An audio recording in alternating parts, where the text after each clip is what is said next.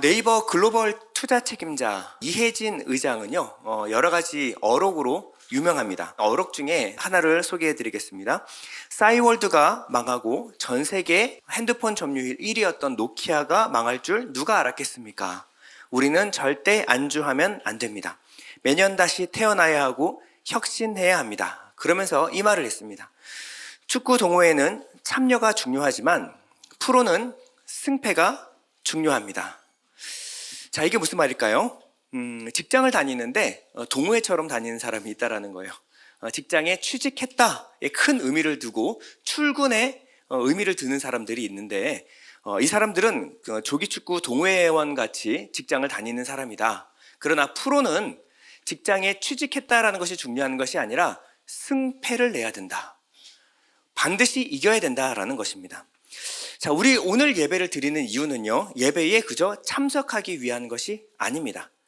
여러분들이 교회에 다닌다, 교회에 등록했다, 예배에 참석하는 것에 의의를 두고 있는 분이라면 동네 조기 축구 회원 같이 교회를 다니는 겁니다. 취미 교양 생활 하시는 거죠. 그러나 우리의 기독교 신앙은요, 우리의 믿음이 삶을 변화시키고 삶의 실제적인 문제 앞에서 믿음으로 이겨내는 데까지가 바로 우리 믿음입니다. 신앙이 취미와 교양이라고 한다면 예배와 삶이 분리가 돼요. 우리의 예배가 그저 종교 생활이라고 한다면 여러분들의 예배는 예배고 예배 다 드렸으니까 집에 가서 사는 삶은 예배와 완전히 분리된 삶일 것입니다. 그러나 우리 기독교의 이 신앙과 예배관은요, 예배를 통하여 삶이 변화가 되고 이 삶의 승리를 가지고 와서 예배 가운데 하나님께 찬양과 영광을 돌리는 겁니다. 예배와 삶이 분리가 되지 않는 거예요. 여러분들의 믿음은 삶의 변화로 이어지고 있습니까? 우리 사경에 끝났죠? 사경을 통해서 주신 은혜가 여러분들의 삶을 실제로 변화시키고 있습니까? 사경을 통해서 주신 성령 충만이 여러분들의 삶의 문제를 해결하고 삶에서 이기는, 모든 문제를 디디고 이기는 여러분의 승리로 이어지고 있습니까? 이스라엘 백성들은요, 40년 동안 광야에서 훈련을 했습니다. 가데스 바네아에서 불평을 해가지고 하나님은 훈련을 시키셨는데 자그마치 40년 동안 광야에서 훈련을 했습니다. 그러고 나서 드디어 약속의 땅 가나안에 들어가서 처음으로 전쟁을 치르는데 이 전쟁이 바로 여리고성 전쟁입니다. 그들이 처음 만난 인생의 장애물이 바로 여리고성이라는 거예요. 40년의 훈련 이후에 첫 전쟁입니다. 그 40년의 훈련의 결과를 보여주는 것이 바로 여리고성 전쟁이라고 해도 과언이 아닙니다. 자, 오늘 본문은 여리고성을 아주 짧게 소개하고 있습니다. 1절인데요. 이스라엘 자손들로 말미암아 여리고는 굳게 닫혔고 출입하는 자가 없더라. 당연하죠. 쳐들어왔는데 문을 닫는 건 당연하죠. 굉장히 단순하게 짧게 소개하고 있지만 38년 전으로 거슬러 올라가면 결코 만만한 상대가 아니라는 것을 알 수가 있습니다. 민수기 13장 28절인데요.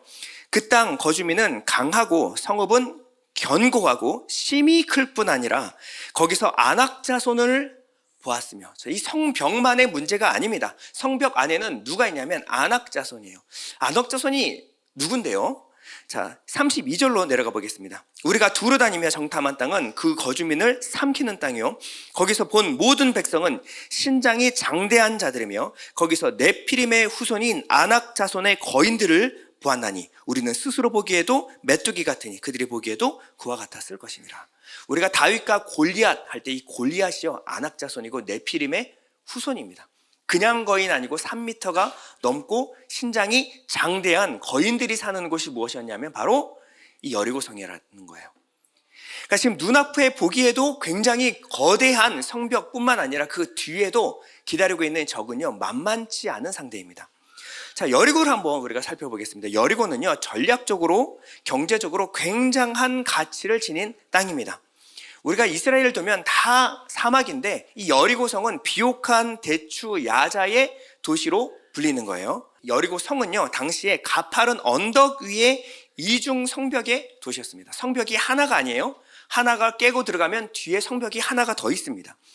이 첫 번째 성벽의 높이는요, 두께만 4m, 높이가 5m인 옹벽과 거기서부터 다시 7m의 벽돌벽이 구축되어 있어요.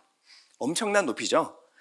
그런데 이 뒤쪽에 성벽이 하나 더 있는데 두께가 똑같이 4m, 그리고 높이가 10에서 14m. 이 두 성벽이 버티고 있고요. 그리고 성벽과 성벽 사이에는 제방이 있는데 제방은 35도의 기울기로 되어 있습니다. 자, 성벽을 넘고 뛰어 올라가는데 35m를 뛰어 올라서 성벽을 다시 만나게 돼요. 그런데 이 제방에는요, 원거리 무기를 장착해서 이 제방을 완전히 초토화시킬 수 있는 정조준을 시켜놨어요. 그러니까 이 첫 번째 성벽을 넘어오면 두 번째 이 제방에서부터 전쟁이 또다시 시작이 돼요. 근데 이 제방에서는 위에서부터 날아오는 화염들을 견뎌내야 합니다. 그리고 넘어가면 안악자손이 기다리고 있어요. 그러니까 이 여리고는 결코 만만한 곳이 아닙니다. 한 가지 더 우리가 봐야 되는 것이 있는데 바로 전략적인 위치입니다. 이 여리고라는 성읍은요, 가나안의 허리 부분이에요.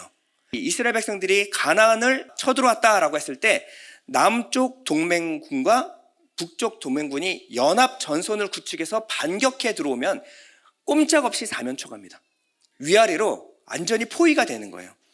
그렇기 때문에 짧은 시간 치고 여리고를 점령한 후에 안전한 곳으로 대피해야 합니다.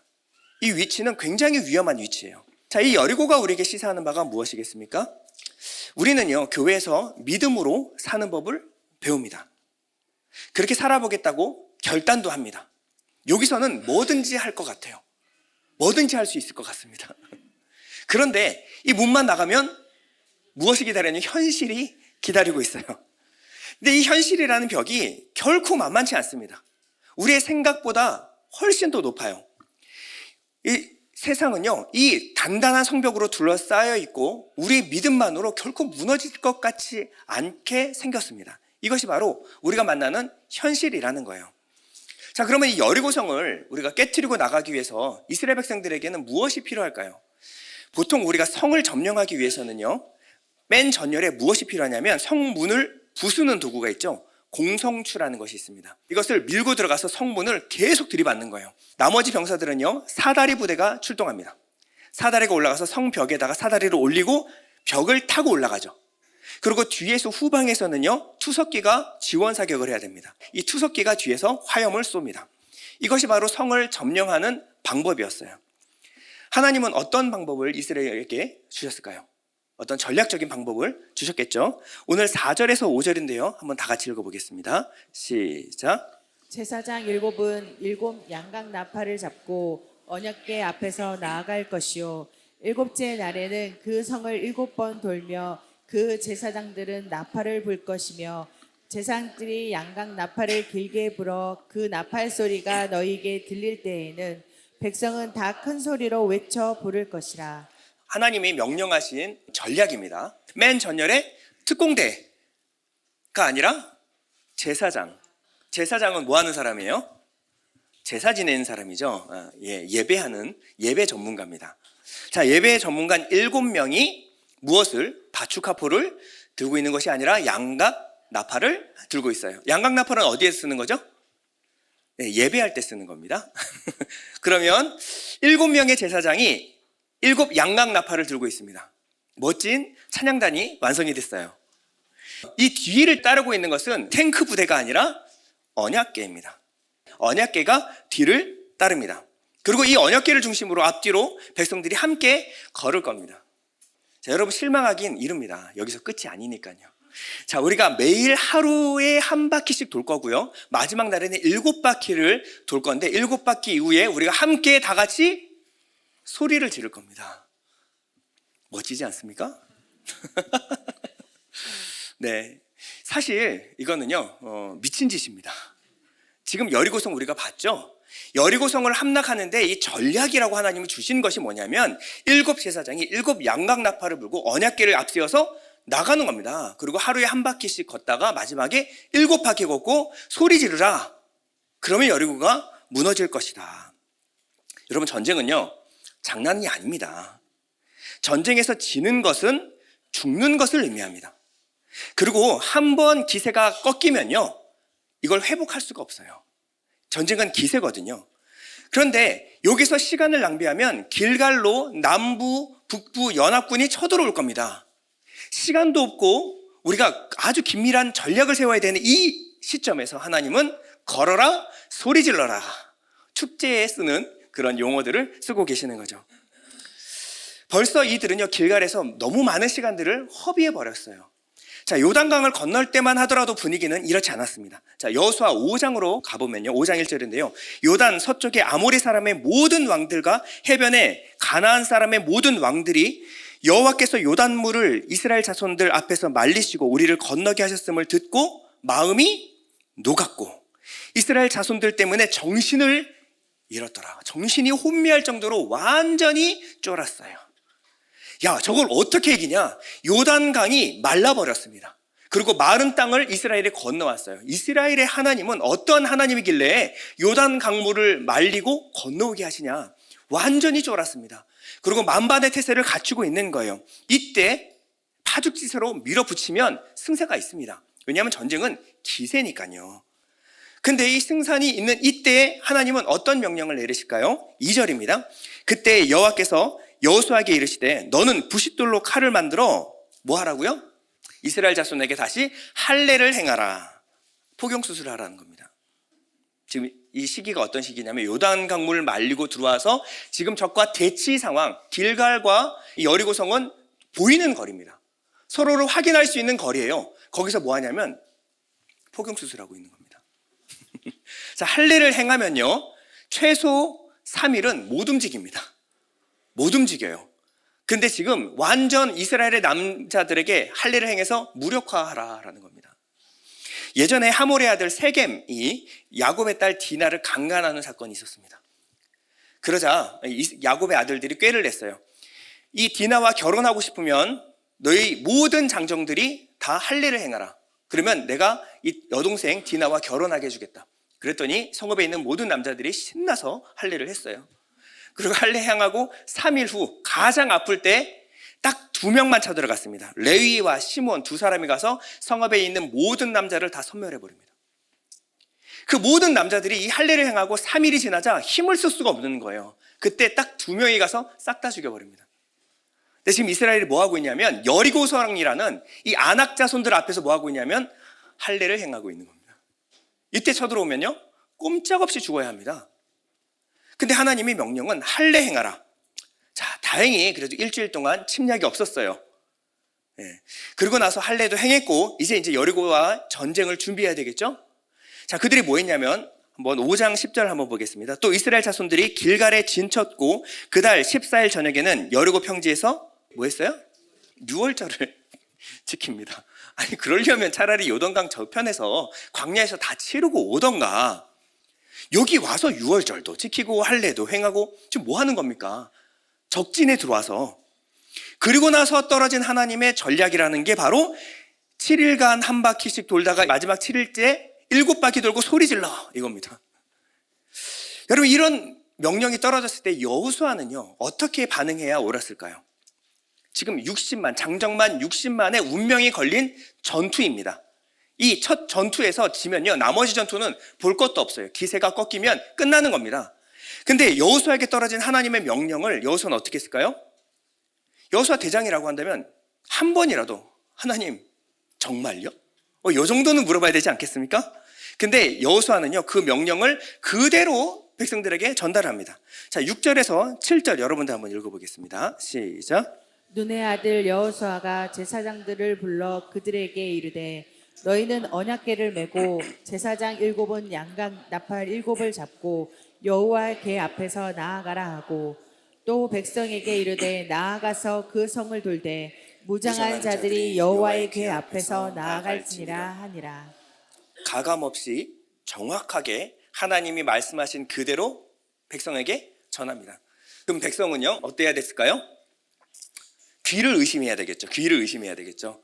지금 이제 무장하고 전쟁 앞서서 너희들 절대 다른 것 하지 말고 하루에 한 바퀴씩만 돌자 얘기했을 때 인터레스팅 흥미로운데요. 아주 기발합니다. 창의적이에요. 정말요? 뭐 이런 얘기를 해야 되지 않겠습니까? 그런데 백성들은 어떻게 하냐면 하나님이 명령하신 그대로 순종합니다. 자, 8절에서 9절인데요. 여호수아가 백성에게 이르기를 마침에 제사장 7은 양각 7 나팔을 잡고 이스라엘 앞에서 나아가며 나팔을 불고 여호와의 언약궤는 그 뒤를 따르며 그 무장한 자들은 나팔 부는 제사장들 앞에서 행진하며 후군은 궤 뒤를 따르고 제사장들은 나팔을 불며 행진하더라. 명령이 떨어지기가 마침에 바로 순종합니다. 어떠한 갈등도 의심도 없이 바로 순종을 하는 거예요. 자, 성서 고고학자들에 의해서 1868년부터 해서 1899년까지 여리고성이 발굴이 됐는데, 여리고성을 한 바퀴 도는데 몇 미터 정도일까요? 이 성곽 전체의 길이가 몇 미터 정도 돼 보이세요? 대단해 보이지만 600m입니다. 600m. 여러분 뭐 좀 많이 걷는 분들 계시죠? 한 600m 걷는데 얼마나 걸려요? 600m 걷는데 남자들 걸으면 30분이면 충분히 걸을 수 있습니다. 근데 부부랑 같이 손잡고 가면 한 45분 정도. 그리고 두런두런 얘기하다가 뭐 이것저것 구경하고 가면 1시간 정도 걸리는, 넉넉 잡고 1시간. 자, 30분에서 1시간이면 성곽을 돌 수가 있어요. 자, 하루는 24시간. 1시간 동안 걸었습니다. 그러면 23시간 동안 뭐 할까요? 뭐 할까요? 자, 11절입니다. 여호와의 개가 그 성을 한 번 돌게 하고 그들이 진영으로 돌아와서 뭐 한다고요? 진영에서 자니라. 진짜 동거 아닙니까? 이 정도면? 지금 여리고성의 망대에서 이거를 감시를 하고 있을 거예요. 그래서 밑에서 물어보겠죠. 쟤들 뭐 하냐? 자는데요? 아니, 뭐가? 아니, 잔다고요. 잔다고? 지금 그들은요, 이게 무슨 상황일까요? 나팔 불면서 한 바퀴 돌고 집에 가서 발 닦고 잡니다. 그 다음 날은요, 돌았다, 잔다. 돌았다, 잔다. 이거를 일주일 내내 하고 있는 겁니다. 야, 이게 어떻게 이런 황당한 순종에 바로 반응을 했고, 그리고 도대체 이 여유는 어디서 오는 걸까요? 자, 이스라엘은 처음부터 그렇지 않았다는 것은 여러분 다 알고 계실 겁니다. 가데스 바네아에서 그들은 이 성을 봤을 때 이 확률과 그리고 전술로 봤을 때 우리가 이길 수 없다는 것을 분명히 알았어요. 12명의 정탐꾼 중에서 10명이요, 정신이 나간 게 아니라 얘네들이 제정신이고 여호수아와 갈렙만 비정상이었어요. 그렇죠. 그런데 지금 이스라엘 백성들은 단체로 돌았습니다. 그렇죠. 어떻게 이런 일이 있을 수가 있을까요? 이 정도면 너무 믿음을 떠나서 좀 광신 아닙니까? 좀 그래도 합리적으로 생각을 해야지. 이렇게 하나님이 그러란다고 그냥 그러는 사람들이 어디 있습니까? 자, 이스라엘의 변화는요, 광야 40년 동안 신실하신 하나님을 경험하여 알았기 때문에 나오는 변화였습니다. 당시 출애굽만 하더라도 이스라엘 백성들은요, 하나님을 알지 못했고 하나님의 승리를 믿지 못했습니다. 근데 이스라엘은 40년 동안 달라져 있었습니다. 이제 이스라엘은요, 하나님의 어떠한 명령 앞에서도 의문과 의심하지 않고 순종하는 하나님의 백성들이 되었습니다. 광야에서 이스라엘 백성들은 40년간 살아남았어요. 광야는 먹을 것이 하나도 없습니다. 먹을 것이 하나도 없는 광야에서 장정만 60만 명이 살아남았어요. 몇 년 동안? 40년 동안. 40년 동안. 여러분 캠핑 좋아하시죠? 캠핑 2박 3일 할 때도 음식 필요하시죠? 그런데 40년 동안 캠핑하려면 얼마나 많은 양식이 필요할까요? 그런데 하나님은 만나와 메추라기를 그들에게 신실하게 주셨고 불기둥과 구름기둥으로 인도하여 모든 환경과 적들에게서 그들을 보호하여 내셨습니다. 그리고 그들의 입고 있었던 옷과 신발은 해지지 않았어요. 40년 동안. 그들이 하나님에 대해서 안 지식은요, 단지 관념적인, 그냥 종교적인, 철학적인 하나님 아니었습니다. 그들은 삶 가운데서 하나님을 실제로 경험하여 알았습니다. 하나님의 성품과 하나님의 능력, 그리고 신실하신 하나님의 은혜를 경험으로 알게 된 거예요. 그리고 나서 이스라엘 백성들은 하나님의 어떠한 명령에도 예할 수 있게 된 겁니다. 어쩌면 그들도 알았을 거예요. 자기가 지금 하고 있는 것은 아무런 의미도 없는 일일지도 모른다. 그러나 그들은 그 일이 옳다고 믿었습니다. 왜냐하면 하나님이 명령하신 일이기 때문에 그렇습니다. 그들은요, 어떠한 명령이든지 하나님은 옳다라는 신실한 믿음을 가지게 되었어요. 그래서 합리적으로 생각하고 선택하여 순종하게 된 것입니다. 여러분, 4살 무렵 아들들은요, 높은 데서 뛰어내리기 시작합니다. 뛰어내리기 시작해요. 그러다가 꼭 한번 머리 깨지고 다치죠. 그러면서 뭘 배우냐면 자기의 능력의 한계치를 배워요. 어디서부터 어디까지는 내가 뛰어도 되는데 그 이상은 발발발 떨죠. 다쳐본 경험이 있기 때문에 그래요. 그런데 다칠 걸 뻔히 알면서도 난간 위에서 아빠가 팔을 벌리고 아들 뛰어 하면 어떻게 해요? 아들이 뛰어요. 너무 무모하지 않습니까? 거기서 뛰어서 아버지가 안 받아주면 자기가 다칠 걸 뻔히 알면서도 아들은 뛰어요. 광신인가요? 너무 무모한 믿음인가요? 아니죠. 어떻게 이 4살밖에 안 된 아이가 아버지를 믿고 뛸 수가 있을까요? 아버지를 그냥 알고 믿는 게 아니에요. 아버지를 경험하여 알고 경험으로 믿게 된 겁니다. 아버지의 성품과 능력을 신뢰하는 거예요. 4살밖에 안 된 아들에게 아버지는 전지전능한 분입니다. 자기를 받아낼 수 있는 충분한 힘과 능력이 있다는 것을 알아요. 그렇기 때문에 아버지를 믿고 뛰어내릴 수가 있는 겁니다. 아버지가 말씀하셨을 때 그것을 그대로 했을 때 자기에게 해가 되는 것이 없다라는 것을 알기 때문에 아버지를 믿고 뛸 수가 있는 거예요. 아버지의 성품과 능력에 대한 신뢰가 쌓였기 때문에 그렇습니다. 우리가 하나님을 믿고 순종하는 데는요, 오랜 시간이 걸릴 수도 있습니다. 그 시간 동안 우리는 뭘 배워야 되냐면 그저 하나님을 들어서 아는 거 말고, 남들이 말하는 하나님 말고, 목사님이 말하는 설교 때 나오는 하나님 말고, 여러분들의 삶 가운데서 하나님을 경험하여 아는 것이 중요한 거예요. 그럴 때 하나님의 말씀은 여러분들의 삶을 변화시킬 줄 믿습니다. 처음에 여호수아는요, 정말 보잘것없는 사람이었어요. 아무것도 잘하는 것이 없는 사람이었습니다. 더군다나 여호수아의 앞에 이 리더는요, 모세입니다. 모세는요, 애굽에서 40년 동안 왕자의 훈련을 받은 사람이에요. 그리고 40년 동안 광야를 완전히 꿰고 있는 사람이었습니다. 미디안 광야는 손바닥이었어요.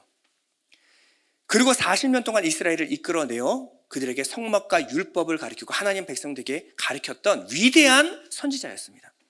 근데 이 모세 이후에 여호수아가 리더가 되었을 때 얼마나 겁이 났을까요? 얼마나 두려웠을까요? 근데 하나님은 위대한 언변과 능력을 주시지 않고요, 여호수아에게 이런 얘기를 하십니다. 여호수아 1장 5절인데요. 여러분들이 한번 읽어보겠습니다. 시작. 내 평생에 너를 능히 대적할 자가 없으리니 내가 모세와 함께 있었던 것 같이 너와 함께 있을 것임이니라. 내가 너를 떠나지 아니하며 버리지 아니하리니 강하고 담대하라. 너는 내가 그들의 조상에게 맹세하여 그들에게 주리라 한 땅을 이 백성에게 차지하게 하리라. 자, 이 백성에게 이 땅을 차지하게 하는데 하나님이 여호수아에게 삼손 같은 힘을 주시는 것이 아니라 뭐라고 말씀하냐면 내가 너와 함께 있을 것입니다. 내가 너를 떠나지 아니하리라. 그러니 강하고 담대하라. 자, 강해서 담대한 것이 아니라 강한 하나님이 나와 함께 하시니 담대하라는 겁니다. 이게 영적 싸움에서 이기는 비결입니다. 하나님이 누구신지를 알고요, 그 하나님이 나와 함께 계시다는 것을 믿어야 합니다. 여호수아는요, 전쟁하기 전에 5장 14절에 보면요, 이 여리고성 앞에 딱 마주서게 돼요. 근데 그 앞에서 한 사람이 걸어 들어옵니다. 칼을 차고 걸어 나오는 거예요. 너는 이 편이냐 저 편이냐 물었을 때 이런 얘기를 합니다. 5장 14절입니다. 나는 여호와의 군대 대장으로 지금 왔느니라 하는지라. 여호수아가 얼굴을 땅에 대고 엎드려 절하고 그에게 이르되 내 주여 종에게 무슨 말씀을 하려 하시나이까. 여호와의 군대 대장이 여호수아에게 이르되 내 발에서 신을 벗으라. 내가 선 곳은 거룩하니라 하니 여호수아가 그대로 행하니라. 자, 어떤 일이 있었어요? 여리고성을 마주서는데 누가 앞서서 나오고 있어요? 여호와의 군대 장관이 앞서서 나왔어요. 자, 이게 무슨 말입니까? 여호수아보다 앞에 누가 있어요? 여호와의 군대가 앞서 있다라는 거예요. 그러면요, 여호수아가 싸우는 것보다 여호와의 군대가 불병거가 여리고성을 완전히 포위하고 있는 거예요. 여호수아는 이것을 알았습니다. 이 전쟁은 내 전쟁이 아니구나. 이 전쟁은 하나님의 전쟁이구나. 이제 나는 하나님의 승리하심을 내가 눈으로 보게 될 것이다. 그러면 여호수아는요, 그 앞에 무릎 꿇고 하나님이 하시는 것을 기대하기 시작한 거예요. 여호수아가 한 것은 전쟁이 아니었습니다. 여호수아는 하나님을 예배한 거예요. 이 전쟁에서 승리로 이끌어 주실 하나님을 기대하고 소망하고 예배하기 시작한 겁니다. 전쟁은요, 네 편, 내 편의 싸움이 아니라 누가 하나님께 무릎 꿇느냐, 무릎 꿇는 사람이 이기는 싸움입니다. 엘리사와 엘리사의 사원이 있었을 때 아람 군대가 그들을 완전히 에웠었어요. 군대가 두 사람을 죽이기 위해서 한 나라의 군대가 완전히 에웠었습니다. 그때 엘리사의 사원이 뭐라 하냐? 내 주여, 우리가 어찌하리까? 자, 얼마나 두려웠을까요? 얼마나 두려웠을까요? 적들이 완전히 애웠었어요. 그럴 때 엘리사가 하나님께 기도합니다. 이 사원의 눈을 열어 보게 해주십시오. 자, 엘리사가 무엇을 보고 있었을까요? 여호와께서 그 청년의 눈을 여심해 그가 보니 불말과 불병거가 산에 가득하여 엘리사를 둘렀더라. 여러분, 우리가 눈앞에 보이는 현실에 우리가 너무 두려워할 수가 있습니다. 그러나 우리는 예배를 통하여 무엇을 보냐면 현실을 넘어 현실 가운데 일하시는 하나님의 역사를 봅니다. 하나님이 일하시면 이 모든 눈앞에 보이는 현실은 그대로 되어주는 줄 믿습니다. 우리가 하나님의 약속의 말씀을 붙드는 것은 이 모든 약속의 말씀과 현실이 분리되기 때문에 그렇지 않아요. 이 약속의 말씀대로 그대로 되어질 것을 우리가 믿는 겁니다. 말씀 따로 현실 따로가 아니고 말씀이 현실이 될 줄 우리가 믿는 것입니다. 그러면 여리고성은 어떤 의미가 있을까요? 여리고성은 이 약속하신 하나님의 땅에 들어가는데 막아서는 이 대적의 역할이에요. 여리고성은 하나님께 무릎 꿇지 않는 교만함을 상징합니다. 자, 여리고성은 하나님에 대해서 알았을까요? 몰랐을까요? 알았습니다. 알았어요. 여호와 하나님이 어떤 분인지 알았어요. 언제부터 알았냐면 40년 전부터 알았습니다. 40년 전에 이 이스라엘 백성들로 하여금 홍해를 건너게 하신 것과 자기들과 비교도 되지 않는 철옹성 같은 애굽, 이집트의 군사들, 이 철병거들을 홍해에 수장시켜버리신 하나님에 대한 소식을 들었습니다. 그래서 여리고성 안에 정탐꾼이 들어갔죠. 그때 기생 라합이 그들을 숨겨주면서 이런 얘기를 합니다. 기생 라합은 여리고성의 시민입니다. 말하되 여호와께서 이 땅을 너에게 주신 줄을 내가 아노라. 우리가 너희를 심히 두려워하고 이 땅 주민들이 다 너희 앞에서 간담이 녹나니 이는 너희가 애굽에서 나올 때 여호와께서 너희 앞에서 홍해의 물을 마르게 하신 일과 알아요, 몰라요? 예, 기생도 다 아는데. 그리고 너희가 요단 저쪽에 있는 아모리 사람의 두 왕 시온과 옥에게 행한 일, 곧 그들을 전멸시킨 일을 우리가 들었음이니라. 홍해 사건뿐만 아니라 광야에서 하나님이 어떠한 위대한 승리를 안겨주었는지도 들었어요. 우리가 듣자 곧 마음이 녹았고 너희로 말미암아 사람이 정신을 잃었나니 너희의 하나님 여호와는 위로는 하늘에서도 아래로는 땅에서도 하나님이시라. 유일하신 신이다. 이게 라합이 한 고백입니다. 그러면 여리고 성들은 다 하나님에 대해서 알았어요. 근데 문을 굳게 걸어 잠그고 막아선 겁니다. 이 요단물을 말리고 들어왔을 때, 가나안에 들어왔을 때도 5장 1절에 이렇게 말합니다. 요단 서쪽의 아모리 사람의 모든 왕들과 해변의 가나안 사람의 모든 왕들이 여호와께서 요단물을 이스라엘 자손들 앞에서 말리시고 우리를 건너게 하셨음을 듣고 마음이 녹았고 이스라엘 자손들 때문에 정신을 잃었더라. 소문으로 안 게 아니라 눈으로 확인했어요. 자기가 두려웠던 그 하나님의 역사가 홍해뿐만 아니라 요단강물을 말리고 이스라엘 백성들이 걸어들어오는 것을 눈으로 직접 보았습니다. 그러면요, 지금 문 닫고 있을 때가 아니에요. 문 열고 투항하고 항복해야 합니다. 누가 하나님을 막아설 수가 있겠습니까? 그런데 여리고성은요, 자기의 성벽을 믿고 굳게 문을 걸어 잠근 겁니다. 이것을 뭐라 그러냐면 교만이라고 하는 거예요. 하나님은 여리고성에게 충분히 회개할 기회를 주셨습니다. 그리고 하나님은 지금 세상에도 충분히 돌아서고 회개할 기회를 주고 계시는 거예요. 베드로서 3장 9절입니다. 오직 주께서는 너희를 대하여 오래 참으사 아무도 멸망하지 아니하고 다 회개하기에 이르기를 원하시느니라. 이제 곧 오시리라고 했던 예수님이 2000년이 넘도록 오지 않고 계십니다. 뭐하고 계실까요? 단 한 사람이라도 더 구원받고 회개하고 돌아오기를 지금까지 기다리고 계시는 거예요. 이제 세상은요, 마지막 말세의 지말이 됐어요. 하나님께 무릎 꿇고 하나님을 인정해야 합니다. 그러나 세상 사람들은 굳게 마음의 문을 걸어 잠그고 하나님을 인정하지 않고 있습니다. 이 양강 나팔은요, 이 여리고성에 임박한 심판을 알리는 하나님의 경고의 나팔이었습니다. 그런데 6일 동안 절대 문을 열지 않고 굳게 걸어 잠그고 하나님을 거부하고 있는 모습, 이것이 바로 여리고성이었어요. 지금의 세상의 모습입니다. 그리고 이들은요, 결국 심판의 날에 심판을 면치 못하였습니다. 21절인데요. 그 성 안에 있는 모든 것을 온전히 바치되 남녀노소와 소와 양과 나귀를 칼날로 멸하라니라. 완전히 심판당했습니다. 뭐 대단한 과학이고 뭔가 대단한 이론이고 하나님 앞에서 통하지 않습니다.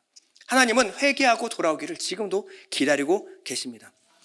하나님께 투항하고 항복했던 라합은요, 구원을 얻었을 뿐만 아니라 예수 그리스도의 계보에 들어갔어요. 오늘 본문 17절인데 이 성과 그 가운데 있는 모든 것은 여호와께 온전히 바치되 기생 라합과 그 집에 동거하는 자든 모두 살려주라. 주 예수를 믿으라. 너와 내 집이 구원을 얻으리라. 하나님께 회개하고 돌아오는 사람들을 하나님은 받아주십니다. 그리고 구원해 주실 줄 믿습니다. 자, 세상은 그렇다 치고 여러분 안에 여리고는 없습니까? 여러분들이 교만해서 마음을 걸어 잠그고 이거는 안 될 거야. 뭐 그 대단한 하나님이라고 하더라도 이거는 아니야. 뭐 예수 믿는다고 뭐 사람이 바뀌겠어? 예배 한번 드린다고 일주일에 삶이 바뀌겠어?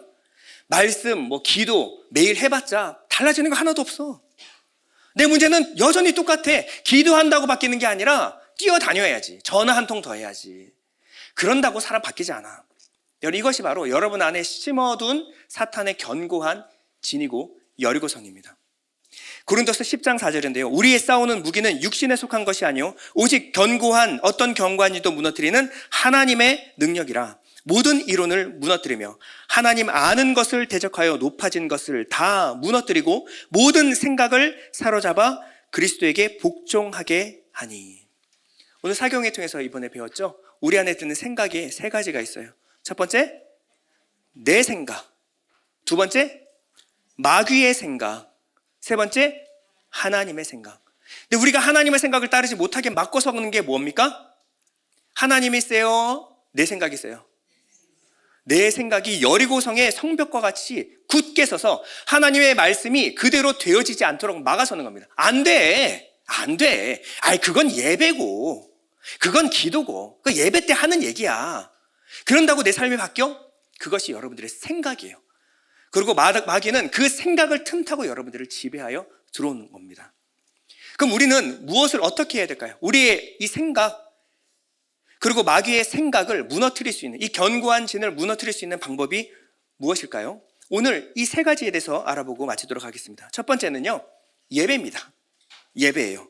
자, 6장 4절에 보면 제사장 일곱은 일곱 양각 나팔을 잡고 언약궤 앞에 나아갈 것이요 일곱째 날에는 그 성을 7번 돌며 그 제사장들은 나팔을 불 것이며. 자, 이 나팔에는 두 가지 종류가 있습니다. 첫 번째는 전쟁 때 쓰는 은나팔, 트럼펫이에요. 트럼펫은 날카로운 소리를 냅니다.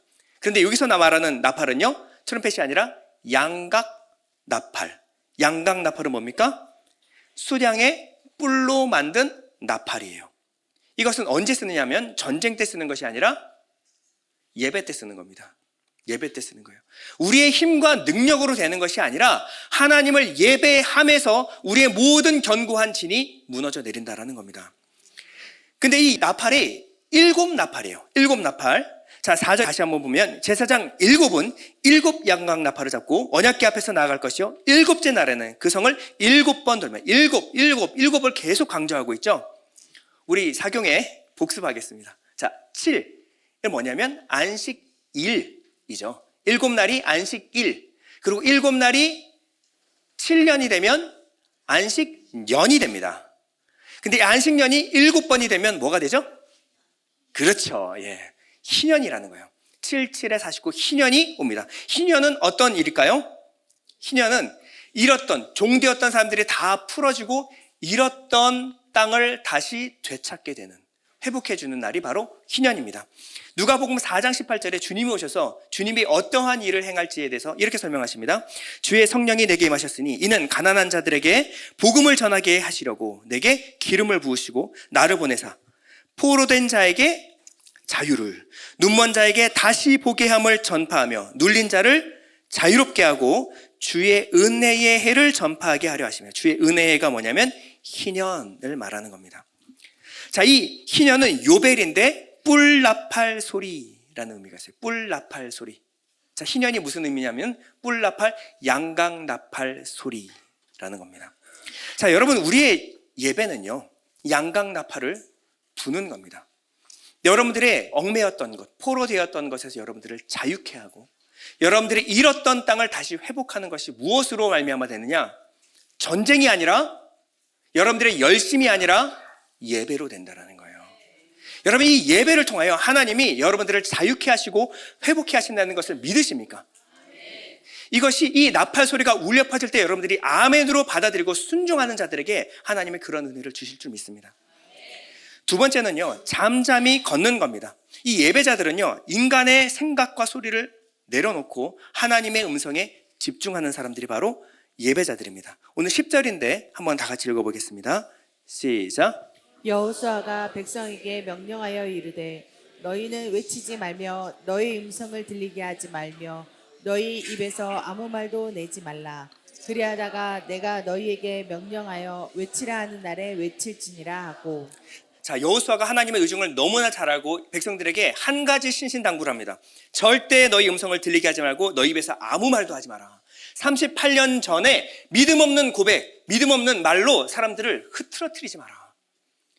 여러분, 우리가 일상에서 매일매일마다 하루에 한 바퀴를 돌 때 가장 중요한 것, 여러분들 모든 생각과 말을 내려놓고 하나님 앞에 순종하는 시간을 가져야 됩니다. 여리고는 600m, 짧으면 30분, 길면 1시간. 어떤 시간일까요? Quiet time, 잠잠한 시간을 갖는 거예요. 여러분, 생각을 내려놓고 하루 종일 분주한 시간 내려놓고 하나님 말씀 앞에 서는 겁니다. 오늘 현실이 아니라 말씀이 현실되게 해주십시오. 이것이 바로 큐티, 아침마다 여러분들이 맞서야 될 전쟁이라는 거예요. 여러분, 하루의 승리는 어디에서 승부가 납니까? 여러분들이 열심이 아니라 매일 아침 무릎 꿇는 데서 여러분 승패가 나버리는 거예요. 여러분, 이 시간에 뭐 하나라도 더하면 뭐 잘 될 것 같죠?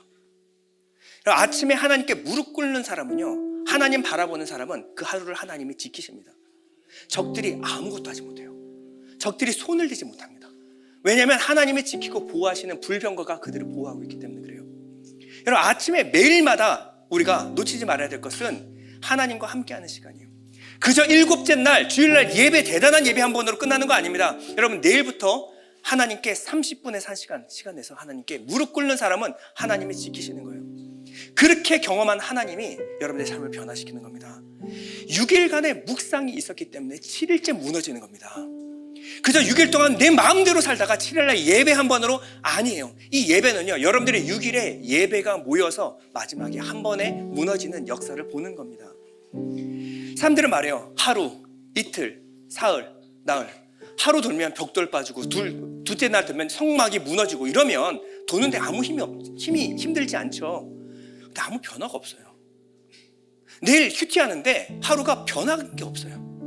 이틀, 3일, 4일, 5일, 6일. 아니, 뭐 달라지는 게 있어야죠. 야, 이게 뭐 되긴 뭐가 돼? 이게 무슨 의미가 있는 거야? 아, 우리한테 희망 고문하는 거 아니야?